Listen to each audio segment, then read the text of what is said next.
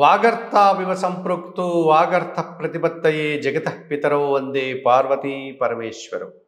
నిదయే సర్వవిద్యానాం విసజే భవరోగిణాం గురువే సర్వలోకానాం దక్షిణామూర్తయే నమః. సుప్రభాతం ఛానల్ ప్రేక్షకులందరికీ నమస్కారం. శ్రీ క్రోధీనామ సంవత్సరములో నూతన తెలుగు సంవత్సరములో ఈ ఉగాది పండుగ నుంచి 2025లో రాబోయేటువంటి ఉగాది పండుగ వరకు ఈ శ్రీ క్రోధీనామ సంవత్సరంలో ద్వాదశ రాశుల వారికి వార్షిక ఫలితాలు. శ్రీ క్రోధీనామ సంవత్సరంలో వృషభ రాశి వారి యొక్క వార్షిక ఫలితాలు. కృత్తికా నక్షత్రం 2, 3, 4 3 పాదాల వారు, రోహిణి నక్షత్రం 1, 2, 3, 4 4 పాదాల వారు, మృగశిర నక్షత్రం 1, 2 2 పాదాల వారు అనగా 9 నక్షత్ర పాదాల వారు చాంద్రమానాన్ని అనుసరించి వృషభ రాశికి సంబంధించిన వారు. ఈ సౌరమానాన్ని దృష్టిలో పెట్టుకొని వృషభ మాసములో జన్మించిన వారందరూ కూడా ఈ ఫలితాలను వారికి వర్తిస్తాయని చెప్పవచ్చు. ఇక నామ నక్షత్రాలకు సంబంధించి వృషభ రాశికి సంబంధించిన నక్షత్రాల్లో జన్మించిన వారందరికీ ఈ వార్షిక ఫలితాలు వర్తిస్తాయి.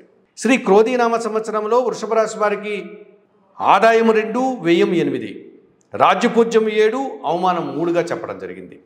అష్టమ భాగ్యాధిపతి అయినటువంటి గురువు మే 1వ తారీఖు నుంచి జన్మరాశిలోనికి వృషభ రాశిలోనికి సంచారం కొనసాగుతుంది. అక్టోబర్ తర్వాత గురువు వక్రించి తిరిగి ఈ వృషభ రాశి వారికి వ్యయభావమైనటువంటి మేషరాశి వైపు దృష్టిని సారించడం జరుగుతుంది. ఈ రకంగా జన్మరాశిలో కొంతకాలం, తిరిగి వ్యయభావమైనటువంటి మేషరాశిలో కొంతకాలం గురువు సంచారం కొనసాగడం వల్ల 25% మాత్రమే గురుబలం వీరికి సంవత్సరం ఉందని చెప్పవచ్చు. ఎటువంటి విషయాల్లో, విద్యా సంబంధమైన విషయాల్లో వీరు అనుకున్నంతగా మార్కులు రాకపోయినా వీరు తప్పనిసరిగా విజయాన్ని మాత్రమే సాధించగలుగుతారు. అనగా వీరు ఉత్తీర్ణతను సాధిస్తారు, కానీ అధిక మార్కులు సాధించలేకపోతారు. అలాగే వృత్తి ఉద్యోగ వ్యాపారాల్లో అనుకున్నంతగా మంచి స్థానం కానీ మంచి ఉద్యోగాలు కానీ వీరు పొందలేకపోవచ్చు, బట్ ఉద్యోగాలను పొందగలుగుతారు. వృత్తి ఉద్యోగ వ్యాపారాల్లో ఎంత చేసినా తగినంత గుర్తింపు రాకపోవడం, అనుకున్నంతగా ఫలితాలను పొందలేకపోవడం, అనుకున్నంతగా లాభాలను పొందలేకపోవడం, ఇలాంటి ఒక సగటు ఫలితాన్ని, మిశ్రమ ఫలితాన్ని మాత్రమే ఈ సంవత్సరం వీరు పొందగలుగుతారు. ఇక భాగ్య దశమాధిపతి అయినటువంటి శని భగవానుడు ఈ సంవత్సరం అంతా దశమ భావంలోనే సంచరిస్తున్నాడు. ఆయన కూడా మధ్యలో వక్రించి భాగ్యభావం వైపు అనగా మకర రాశి వైపు దృష్టిని సారిస్తాడు. అనగా శని భగవానుడు దశమ భావం అయినటువంటి కుంభరాశిలో కొంతకాలం, వక్రించిన కాలంలో మకర రాశి వైపు దృష్టిని సారించడం, ఈ 10, 9 భావాల వైపు తిరిగి 9వ భావం నుంచి 10వ భావం వైపు ఆయన సంచారం కొనసాగడం వల్ల వీరికి ఈ సంవత్సరం 30% శని అనుకూలతనిస్తున్నాడు శని భగవానుడు అని చెప్పవచ్చు.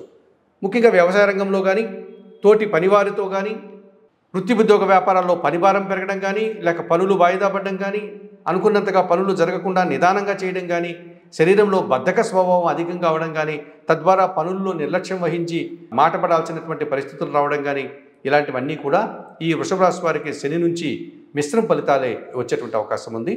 అనుకూలతలు 30% మాత్రమే కనిపిస్తున్నాయి. ఇక లాభంలో 11వ భావంలో మీనరాశిలో రాహు సంచరిస్తున్నాడు. ఇది 11వ భావం కనుక రాహువు ఒక 100% సుఫలితాలను ఇచ్చేటువంటి అవకాశం ఉంటుంది. అయితే రాహు భ్రమలకి, మాయలకి, అత్యాశకు, దురాశకు, విదేశీయానానికి కారకుడు కనుక ఈ రాహు ఇచ్చేటువంటి ఫలితాలని 1కి 2 సార్లు ఆలోచించి, తర్కించి, అందులో నిజ నిర్ధారణ చేసుకుని ముందుకు వెళ్లాల్సినటువంటి ఆవశ్యకత వృషభ రాశి వారికి ఉంటుంది.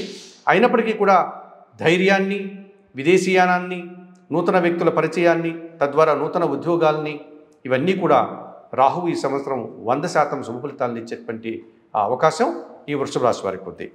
ఇక శ్రీ క్రోధీనామ సంవత్సరానికి రాజు కుజగ్రహం ఏదైతే ఉందో, అనగా సప్తమ వ్యయాధిపతి వృషభ రాశి వారికి, ఆ కుజుడు ఈ సంవత్సరం ఒక 25% మాత్రమే శుభ ఫలితాలను ఇచ్చేటువంటి పరిస్థితి కనిపిస్తుంది. అది కూడా 2024 జూన్ వరకు లాభభావంలో అనగా మీనరాశిలో ఆయన సంచారం కొనసాగడం వల్ల నూతన ఉద్యోగాల్లో శుభ ఫలితాలని పొందడం, వాహనాలు కొనుగోలు చేయడం, భూములు కొనుగోలు చేయడం, కొన్ని వివాదాల నుంచి బయటపడడం, జీవిత భాగస్వామి నుంచి సఖ్యత కానీ, లాభాన్ని కానీ, అనుకూలతను కానీ పొందడానికి అవకాశం కనిపిస్తుంది 25%.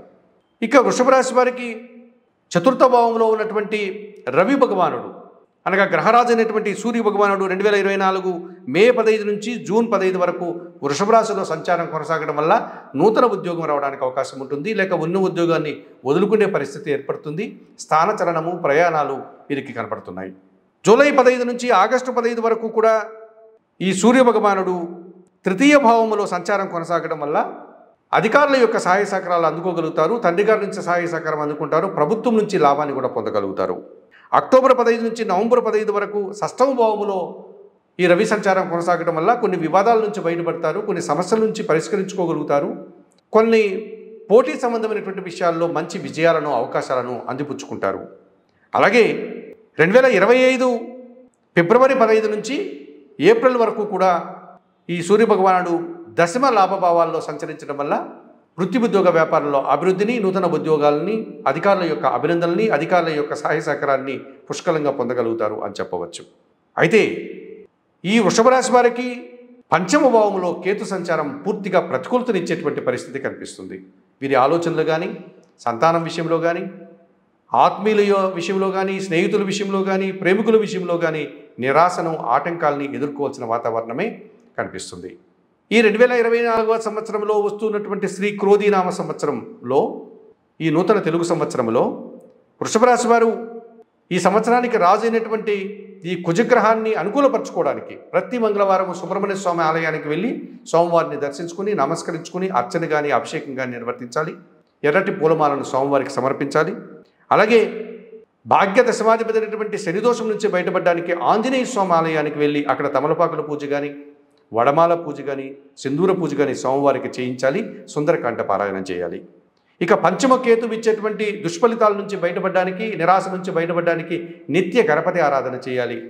గణేశునికి గరికమాలను సమర్పించాలి. ఆ రకంగా చేయడం వల్ల ఈ పంచమ కేతు దోషం నుంచి బయటపడడానికి అవకాశం ఉంటుంది.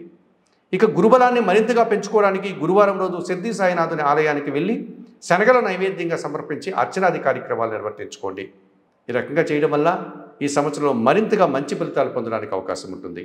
మరి శ్రీ క్రోధీనామ సంవత్సరంలో వృషభ రాశి వారు, సుప్రభాతం ఛానల్ ప్రేక్షకులైనటువంటి ఈ వృషభ రాశి వారు చెప్పిన విషయాలన్నీ కూడా స్వీకరిస్తూ, పరిహారాలు పాటిస్తూ ఆయురారోగ్యాలతో ఆర్థికాభివృద్ధిని పొందాలని మనస్ఫూర్తిగా కోరుకుంటూ సర్వే జనా సుఖినో భవంతు.